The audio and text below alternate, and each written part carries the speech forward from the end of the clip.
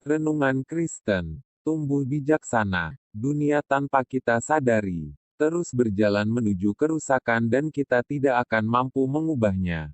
Sekarang bukan lagi saatnya kita melawan pertanda akhir. Saatnya kita menyiapkan diri untuk menjadi bijaksana.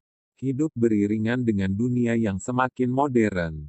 Lakukan tugasmu dengan setia. Lihat kebenaran yang lebih besar. Tutup mata pada kebenaran individu.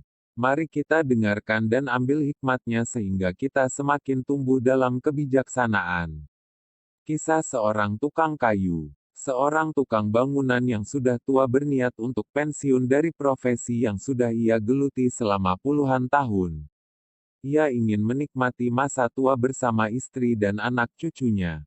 Ia tahu ia akan kehilangan penghasilan rutinnya. Namun bagaimanapun tubuh tuanya butuh istirahat. Ia pun menyampaikan rencana tersebut kepada mandornya. Sang mandor merasa sedih, sebab ia akan kehilangan salah satu tukang kayu terbaiknya. Ahli bangunan yang handal yang ia miliki dalam timnya. Namun ia juga tidak bisa memaksa. Sebagai permintaan terakhir sebelum tukang kayu tua ini berhenti, sang mandor memintanya untuk sekali lagi membangun sebuah rumah untuk terakhir kalinya.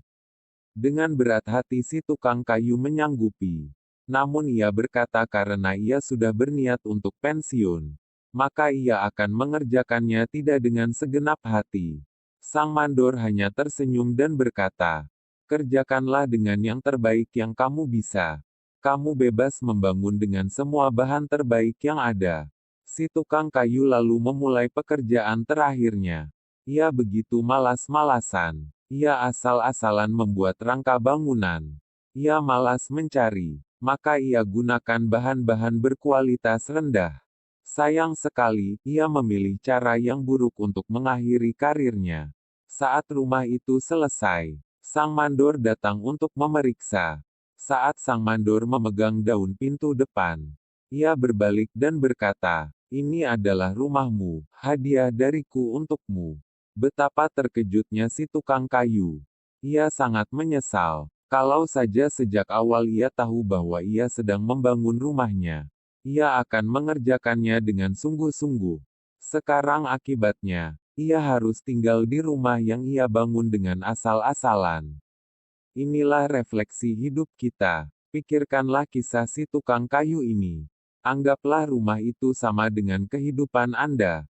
Setiap kali Anda memalu paku, memasang rangka, memasang keramik, lakukanlah dengan segenap hati dan bijaksana. 1 Korintus 2 ayat 9. Apa yang tidak pernah dilihat oleh mata, dan tidak pernah didengar oleh telinga, dan yang tidak pernah timbul di dalam hati manusia. Semua yang disediakan Tuhan Yesus untuk mereka yang mengasihi Dia. Amin.